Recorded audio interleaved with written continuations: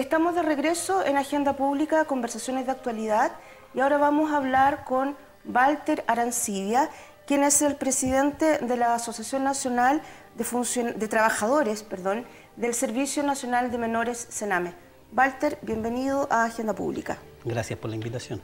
Bueno, la primera pregunta que le vamos a hacer es una pregunta general. ¿Cómo está el ánimo de los trabajadores y trabajadoras del Servicio Nacional de Menores en el medio de toda esta polémica en la cual ha estado el Sename, que eso es como el enfant terrible del aparato público, obviamente por las muertes que hayan sucedido, de lo cual vamos a conversar, por cierto? ¿Cómo está el ánimo y el espíritu de los trabajadores y trabajadoras hoy día? Mira, el ánimo está como siempre, porque no es la primera vez que tenemos este tipo de problemas.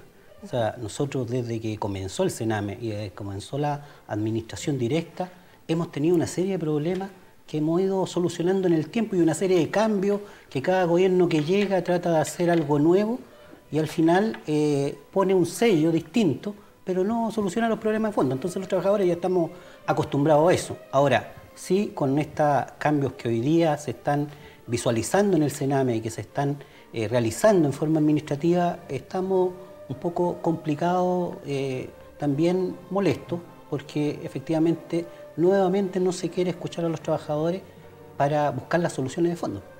Usted ha señalado con bastante crítica en los medios de comunicación que han hecho todo un seguimiento al trabajo, a la labor que desarrolla el Ministerio Público, la Fiscalía, en relación a la muerte, a los decesos de los menores.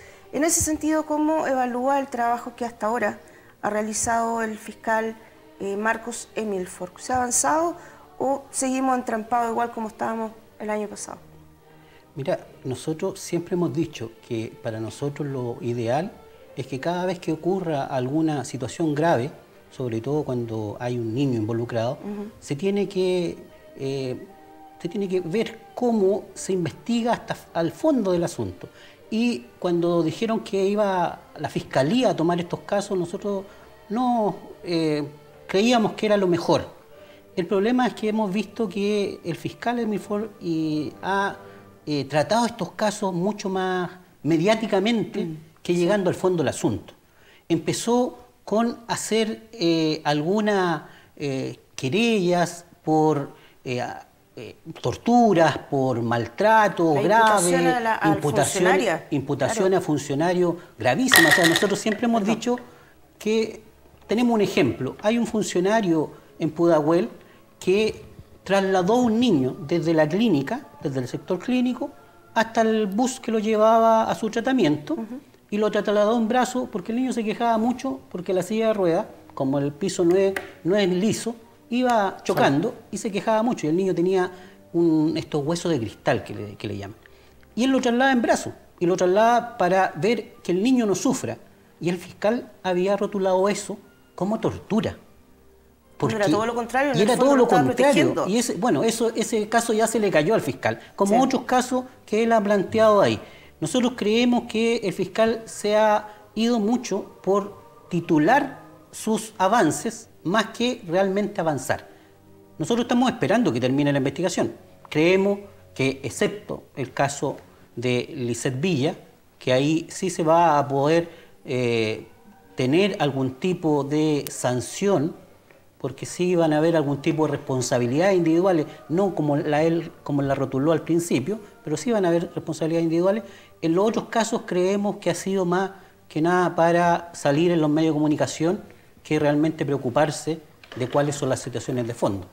O para querer demostrar quizás que estaba haciendo algo, digamos, está investigando. Es que yo creo que tenía que demostrar que estaba haciendo algo. El problema no es eso. Si él podría haber demostrado que estaba haciendo algo. El problema es que él trataba de rotular los delitos, entre comillas, con algún nombre rimbombante, cosa que la prensa sí tuviera expectativa, porque se iba a decir que hubo un maltrato leve, que hubo una situación de omisión. Eso es algo que no le iba a importar a mucha gente, pero él necesitaba algunos títulos más. Y a propósito de lo que sí a propósito de lo que sí le importa a mucha gente, nos ha importado, aquí en el programa hemos tratado el tema un par de veces, son las cifras de niños y niñas fallecidas en el marco del trabajo que hace el Servicio Nacional de Menores, tanto en las residencias como en las residencias externas del Sename que realizan los organismos colaboradores, las llamadas OCAS. ¿Qué visión tienen ustedes como trabajadores? ¿Hay también en esas cifras un poco de agrandar las cifras para que tenga este impacto, tal como lo estaba comentando acerca de esta otra investigación? Claro, mira, yo creo primero decir que un niño muerto ya es algo preocupante. O sea, si hubiéramos dicho que un niño se murió en el Sename y no 1.310, tendríamos que habernos preocupado igual. Porque son niños que están bajo la tutela del Estado y que el Estado tiene la obligación de hacerse cargo. Pero lo que sí, cuando uno llega a cifras de niños que han tenido situaciones complejas, que han derivado en muerte, tiene que ser muy cuidadoso, porque si no crea un escenario tan grande que al final no vemos cuáles son los problemas concretos y nos quedamos en la cifra. Cuando hablan de 1.310 niños muertos, ellos en ningún momento, incluso me parece que el ministro anterior una vez en el Parlamento lo dijo, niños menores de 18 años en residencias, tanto administración directa como en las OCAS, son 210. O sea, estamos hablando de una cifra totalmente distinta. Sí. De esos 210, 40 de esos niños murieron en los centros de administración directa que tenemos el Sename. Y de esos 40 niños, hay 38 que murieron a causa de una enfermedad, por falta de atención médica. Muchos de esos niños los tenemos, por ejemplo, en la Casa Nacional del Niño, donde son guaguas, bebés abandonados, que lo mandan, y aunque se no creer, a morir a estos centros. Porque lo mandan a un centro donde no tienen todas las condiciones hospitalarias que ese niño requiere. Ese niño tendría que haberse hecho cargo de salud. Sin embargo, lo mandan al Sename. Entonces, en ese contexto, cuando uno habla de los 1.310, hay que dejar claridad que la cantidad de niños muertos asociados al Sename son algo de 700 los niños que estaban en un programa ambulatorio, por lo tanto estaban en sus casas cuando murieron. Tenían una relación con el Sename porque había un seguimiento de esos casos, pero esos niños murieron en sus casas y murieron a causa de enfermedades que no fueron tratadas, a causa de situaciones de vulneraciones en sus casas que no fueron investigadas, a causa de accidentes. Por lo tanto, si uno quisiera extrapolar esto y no con la idea de tratar de desviar la responsabilidad, si esto lo quisiera extrapolar uno a los niños que están con una relación con educación o los niños que tienen una relación con salud, que están atendidos en forma ambulatoria, sería estratosféricamente distinta la cifra y mucho mayor que la del Sename. ¿Hay algún trabajador o funcionario de su asociación o del Sename que esté procesado por alguna de estas muertes de los niños? Mira, los únicos procesados, y que ni siquiera pues, todavía están en calidad de imputados, son las dos funcionarias que estuvieron en el caso del ISET y otras funcionarias que también se le había catalogado situaciones como tortura, pero que hoy día no han prosperado y que se están acabando ya los plazos que dio el tribunal para investigar. Por eso nosotros estamos esperando que el señor Eminford y los magistrados, y los fiscales que están asociados a estos casos terminen los casos para que vamos realmente reconociendo cuáles son las situaciones que pasan en el Sename. Yo con esto no quiero evadir responsabilidades. Yo creo que los funcionarios tenemos nuestra cuota de responsabilidad, pero lo que sí queremos es que en estos casos quede claridad de quién es la responsabilidad mayor, porque aquí, por ejemplo, los tribunales no han sido sacados a la palestra y los tribunales son los que derivan a los niños a estos centros, y cuando se hablaba de que no se sabía cuál era la cifra, nadie le preguntó a los tribunales, bueno, ¿cuántos niños mandó? ¿Cuántos niños se le murieron? ¿Cuántos niños los tiene todavía? Ellos tienen una base y recursos infinitamente mayor que los que tiene el Sename para tener una base de datos que les permita llevar al callo cuáles son la situación de cada niño. Sin embargo, ellos se han echado a un lado. Walter, perdón, en relación a lo mismo, ¿a ustedes les llama o no la atención que en el caso puntual de esta chiquitita, Lisette Villa Poblete, se responsabilizó a dos funcionarias? Sin embargo, acá, como usted bien plantea, no se ha hecho ni siquiera un mea culpa por parte de los tribunales de justicia, que como usted bien señala, son los que derivan por largo tiempo a estos niños, que hay casos que llegan a los 2 años, tienen 15, y han pasado por varios hogares, tanto del Sename como de las OCA. Tampoco se habla de la responsabilidad que acá le cabe al ministro de Justicia de turno, a quien es el director del Sename, ¿cierto? Entonces, ¿cómo entienden ustedes eso? Que solo se responsabiliza a 2 funcionarias y todo el resto, que forma parte del aparataje del Estado, absoluta impunidad, hasta ahora por lo menos. Es que nosotros vemos que esto es una constante. O sea, el Estado y los que representan al Estado circunstancialmente, como son aquellos que están en los gobiernos de turno, o aquellos que incluso son más permanentes, como el Poder Judicial, o como algunos parlamentarios que ya llevan años dentro del Parlamento, nadie se hace responsable realmente de lo que a ellos les compete. ¿Por qué? Porque el tema del Sename, desde el año, antes del 2000 ya, pero el 2000 con más fuerza, desde ahí para adelante, empezaron a levantarse las voces de alerta. La UNICEF ya en esos años decía, mira, situaciones complejas.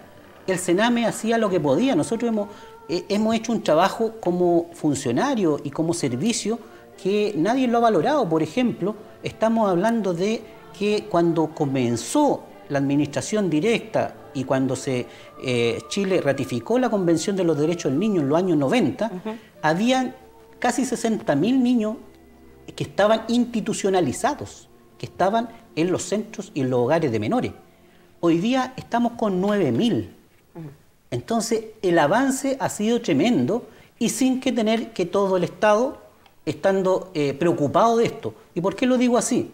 Porque, claro, como tú mismo lo decías, aquí nadie se ha hecho responsable, por ejemplo, de esos niños, como Lisette Villa, que estuvieron en hogares de menores, que estuvieron en OCAS, en centros colaboradores, que estuvieron en centros administrados directamente, pero que en todo ese tiempo nadie intervino para saber si esa niña podía, si ya no podía vivir con su familia, podía ser objeto de una familia adoptiva, de una familia extensa que se pudiera hacer cargo de ellos.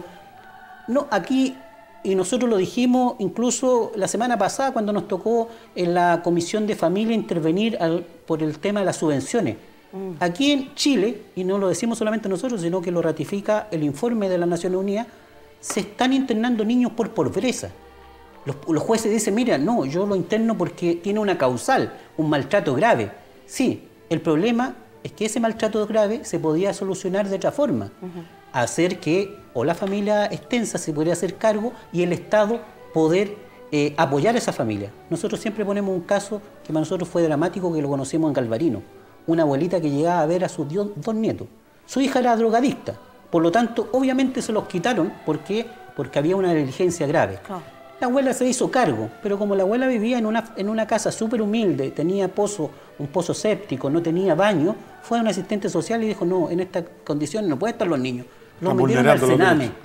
O sea, en vez del Estado decir, mira, ¿sabes qué? Vamos a apoyar a esta abuela y vamos a hacerle, o le vamos a ver el tema habitacional, vamos a resolver las condiciones que necesitan los niños para estar viviendo graves, pero ahí tienen amor, tienen un familiar que se estaba haciendo cargo. Sin embargo, lo más fácil era meterlo en un centro del Sename. Eso para nosotros es internar por pobreza, y en ese sentido el Estado no se ha hecho cargo de esto y no se ha hecho cargo de que muchas de las vulneraciones tienen que ver con esas situaciones donde no se resuelven y se mantienen en el tiempo. ¿Y los niños y las niñas internadas en el Sename están en condición de riesgo permanente, como la ciudadanía hoy día cree Mira, sea, ha quedado más o menos establecido en el imaginario colectivo contemporáneo de nuestra sociedad que enviar un niño al Sename es prácticamente a transformarse en un delincuente y poner en riesgo su vida? ¿Es tan dramático? Mira, nosotros, los centros nuestros de administración directa, que es lo que conocemos, los niños tienen las condiciones básicas para vivir. Hay situaciones complejas, sí, porque muchos de estos niños tienen problemas de salud graves que de salud no se hace cargo. Y tenemos un psiquiatra que tiene unas cuantas horas, por lo tanto lo que hace es ver a un niño y lo medican para poder mantenerlo. No se hace un tratamiento. En ese sentido yo te podría decir que sí, que hay un riesgo para los niños. Porque si no se hace cargo de salud y nosotros tenemos a niños que están medicados pero que no tienen un real tratamiento para solucionar sus problemas, claro que los ponemos en riesgo. Riesgo de vida, riesgo de situaciones de vulneración grave, por lo menos en la administración directa no corren. Nosotros tenemos hartos filtros, dentro de esos filtros inclusive, es algo que solamente está en el Sename, somos los únicos funcionarios públicos que se nos separa de funciones cuando un niño, aunque no tenga ningún elemento, acuse de un maltrato o acuse de alguna situación compleja, nosotros administrativamente somos separados de funciones. Por lo tanto, obviamente hay un nivel de alerta tremendo y grande para que efectivamente los niños puedan ser cuidados y no estén en condiciones de vulneración. Walter, ahora hay también un tema que se denunció y que dice relación con el fraude en las subvenciones de dineros que entrega el Estado tanto al Sename como a las organizaciones colaboradoras, esta llamada OCA. ¿Qué opinión tienen ustedes de eso? Mira, eso... Perdón, un dato muy importante, que incluso algunas de estas organizaciones estaban inscribiendo dentro de los registros a menores que habían fallecido. ¿Con tal, para qué? O sea, ¿con qué sentido? Para poder seguir recibiendo su buena subvención, su buena platita. Mira, yo creo, y en esto también tenemos que ser súper honestos, o sea, primero yo tengo hartas críticas con el tema de las OCAs y de las subvenciones. Incluso en la Comisión de Familia, que lo decía, nosotros fuimos la semana pasada a plantear todas esas críticas a propósito de que les quieren subir las subvenciones. Pero aquí también hay que ser súper claro en esto. El fiscal Emil Ford, cuando planteó que había niños que estaban fallecidos y que estaban recibiendo la subvención, nosotros obviamente, como toda la ciudadanía, nos alertamos y dijimos, oye, que esto ya es el colmo. Cuando empezaron a avanzar con eso, se dieron cuenta que había niños que, por ejemplo, habían fallecido un día jueves y la subvención la recibieron hasta el día sábado.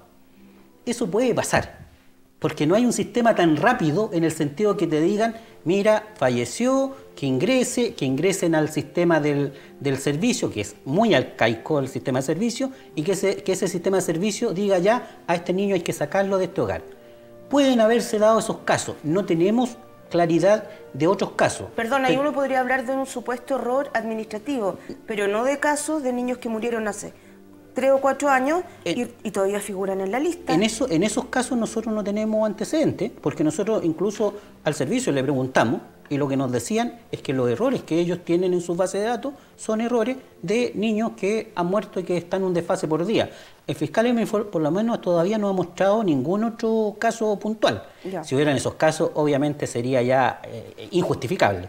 Ahora, lo que sí a nosotros nos preocupa en el tema de las subvenciones de la OCA, partiendo de la premisa de que efectivamente la plata que le entrega el Estado para atender centros residenciales no es la que necesitan. O sea, efectivamente ahí hace falta tener más recursos porque esos niños están quedando con carencia. El problema para nosotros es un tema más de fondo y que lo planteamos en torno a esta idea de subir la subvención. Primero, porque cuando seguimos subvencionando por niño atendido a un centro colaborador, a un hogar que recibe sus lucas por los niños que tiene dentro presencialmente, lo que estamos haciendo como idea es que ese centro mantenga a los niños por el mayor tiempo posible. Es un incentivo perverso. Es un incentivo perverso. Y nosotros hemos dicho, mira, seguir subvencionando un incentivo perverso así es algo que no va a favor de los niños, como hemos dicho durante todo este tiempo y que hemos despotricado que queremos avanzar para allá. Segundo, cuando no tenemos real fiscalización de esos recursos, porque el servicio tiene supervisión. Es una supervisión financiera, una supervisión técnica. Las supervisiones son ir a recoger antecedentes, pedir información, pero no nos podemos meter a fiscalizar esos recursos. Por eso es que han sido las denuncias de que hay organismos colaboradores, sobre todo en el sector más ambulatorio, más que residencial, que tienen aposado en sus cuentas corrientes más de 500 millones. Entonces, si uno dice, mira, no le alcanza la plata, ¿cómo son capaces de juntar 500 millones de pesos en una cuenta corriente si es que están haciendo todo lo que le están cancelando en torno a la atención? Entonces, en ese contexto nosotros decimos, si no hay fiscalización real, seguir entregando plata a colaboradores es malgastando la plata y decir que estamos gastando millones en los niños, pero en lo concreto es la mitad de eso lo que está llegando a los niños. Entonces, también nosotros planteamos que acá se tiene que ir avanzando en una idea donde los recursos estén puestos en tratar de desinternar a los niños. Hemos visto que este gobierno, el primer proyecto que mandó en torno al tema Sename, fue aumentarle a los colaboradores en los centros residenciales. Nosotros esperábamos que el primer aumento fuera a familias de acogida, programas de familias de acogida, programas que tuvieran que ver también. Claro, con el tema de la adopción, y también en el programa de familia de acogida nosotros decíamos, mira, ese programa que hoy día está de 0 a 3 años, si nosotros incentiváramos de 0 a 18 años, podríamos hacer que la familia extensa, que un tío que a lo mejor quiere hacerse cargo de ese niño, pero que no tiene los recursos, el Estado le diga, mire, hágase cargo, yo voy a financiar esos recursos, lo que le compete a los gastos del niño. Yo me voy a hacer cargo de la salud del niño, yo me voy a hacer cargo del colegio del niño, yo me voy a hacer cargo de eso. Eso saldría a la larga más barato y lo de fondo es que sería realmente una posibilidad del niño creciera en familia. Nosotros podría ser hasta contrasentido, porque nuestra pega depende de que haya niños en el servicio. Sí. Pero nosotros como asociación y como trabajadores hemos dicho, aquí lo que hay que hacer es desinternar. Y que los niños que queden acá, porque sí van a quedar un porcentaje de niños que es imposible en ninguna parte del mundo, no existen hogares de menores, esos niños estén bien atendidos, sean niños que tengan algún recinto mucho más familiar, un recinto que les sea mucho más cómodo, y que en ese contexto los recursos se gasten ahí y se gasten una atención real y una atención completa para esos niños. Ahora, que el Sename desarrolle esa tarea es una responsabilidad que desarrolla el Sename por una responsabilidad que tiene el Estado, ¿no?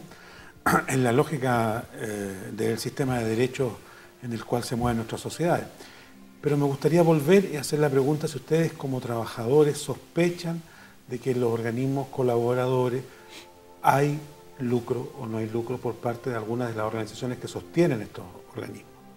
¿Ustedes han visualizado esto en las discusiones? O sea, nosotros lo hemos dicho y lo hemos repetido incluso en las comisiones investigadoras de la Cámara de Diputados. Nosotros nos llama la atención, o sea, aquí alguien tendría que explicar cómo una entidad colaboradora tiene 500 millones de pesos aposados. Eso quiere decir o que no están entregando las prestaciones, o que las prestaciones que están entregando son menor calidad, o que la forma de dar a conocer o de verificar esas prestaciones está siendo, entre comillas, fraudulenta. ¿Y puede venir un dueño y sacar, por ejemplo, el dueño de la institución o el sostenedor de esa institución o lo que sea, el fundador, el presidente, el secretario ejecutivo, decir, ¿saben qué? Yo me llevo 200 millones para la casa? No podría hacerlo así, que yo me lo llevo, pero hay forma y forma. Arrendando la propiedad, claro, como lo hacen los de la universidad. Por ejemplo, arrendando propiedades. Pagándose sueldos. Como por ejemplo, finiquitándose por proyectos cuando son entidades que están 100% funcionando, que no termina, pero termina este proyecto y yo postulo a otro y me finiquito. Y me finiquito yo, y finiquito a toda mi gente, y ahí lo finiquito de un administrador de un proyecto puede ser cantidades enormes. De esa forma sí se puede estar lucrando con la... Pero tomándolo directamente sería complicado porque tienen que rendirlo. Walter, cuando hablamos en general del tema del Sename, aparecen, ¿cierto?, la cifra de menores muertos. Luego tenemos el fraude que se está investigando en las subvenciones entregadas por el Estado, tanto al Sename como a las organizaciones colaboradoras. Y ahora también tenemos otra investigación que lleva el fiscal, y lo voy a leer para que no se me olvide, Marcelo Sambucetti, que tiene que ver también con dineros que se tenían que destinar para hacer mejoras en cuanto a infraestructura en distintas residencias. Ya declaró esta semana, en calidad de imputado, el exministro José Antonio Gómez, exministro de Justicia, y probablemente van a ir otros ministros de Justicia también a declarar. ¿Qué opinión tiene de este tema? Mira, el caso Ascar, el que tú... Exacto, estamos hablando de otro fraude más. Pero yo creo que habría que investigar para atrás varios casos, porque cuando estamos parchando algo, cuando no solucionamos el problema de fondo, claro que va a ser un saco roto resolver los problemas del Sename, porque tenemos el caso Ascar, que fue en el gobierno, me parece que del presidente Piñera, que empezó, tenemos antes el plan joven que hizo el mismo presidente Piñera, que son parches y no soluciones de fondo, y en esos parches, como es el Estado, casi siempre se va muchos recursos en buscar la solución y en no en solucionarlo. ¿Por qué digo eso? Porque se pagan una cantidad de consultoras, se pagan una cantidad de profesionales para estudiar y reestudiar los problemas, pero no se avanza en el fondo. Por lo tanto, esa plata efectivamente no llega a los niños. Ahora, en el caso Ascar, yo no tengo la claridad, y esperemos que el fiscal llegue a esa claridad, si efectivamente de ahí sacaron plata para otros lados. Nosotros entendemos que lo que sí hicieron, y que efectivamente es algo que es cuestionable, es contratar a funcionarios para otras pegas con recursos de Ascar. Que estaban destinados para los niños. Eso en el Estado es complicado. Bien, estamos llegando al final de esta conversación con Walter Arancibia, presidente de la Asociación Nacional de Trabajadores del Servicio Nacional de Menores del Sename. Te queremos agradecer por acompañarnos. Muchas gracias por venir. El tema probablemente va a seguir dando vueltas en la opinión pública.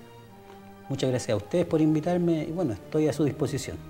Y nosotros, antes de despedirnos, les queremos recordar que siempre nos acompaña en cada una de nuestras ediciones la peluquería Sumum, ubicada en José Manuel Infante 962, con su estilista Leonor Manqueo Barra. Nos reencontramos la próxima semana y que estén muy bien. Chao, chao. Chao.